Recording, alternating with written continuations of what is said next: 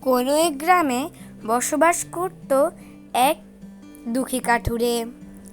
সে জঙ্গল থেকে কাঠ কেটে বাজারে বিক্রি করে সে তার জীবিকা নির্বাহ করত। সে একদিন জঙ্গলের রাস্তা দিয়ে কাঠ কাটতে জঙ্গলে যাচ্ছিল। নদীর তীরের গাছ থেকে সে কাঠ কাটছিল। সে কাঠ কাটতে কাটতে হঠাৎ করে হাত পিছল খেয়ে তার কুড়ালটি নদীতে পড়ে যায়।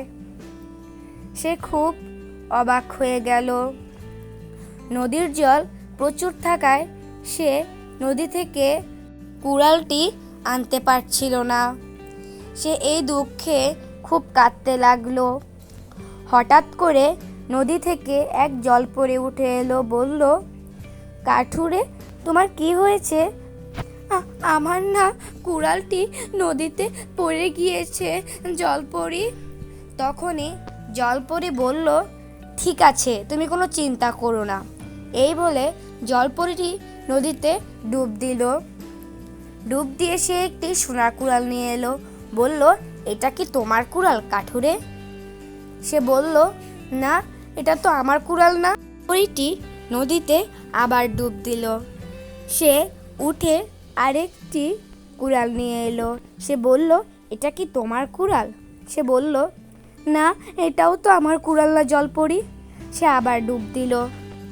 ডুব দিয়ে সে কিছুক্ষণ পরে আরেকটি কুড়াল নিয়ে এসে বলল, এটা কি তোমার কুড়াল কাঠুরে? সে বলল, হ্যাঁ হ্যাঁ, এটা তো আমার কুড়াল জলপরি। হ্যাঁ, এটা আমারই কুড়াল। জলপরি তার সততা দেখে মুগ্ধ হয়ে গেল।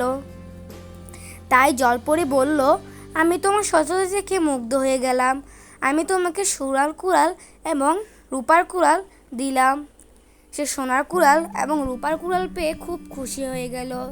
সে সোনার কুড়াল এবং রূপার কুড়াল বাজারে বিক্রি করে সে খুব ধনী হয়ে গেল।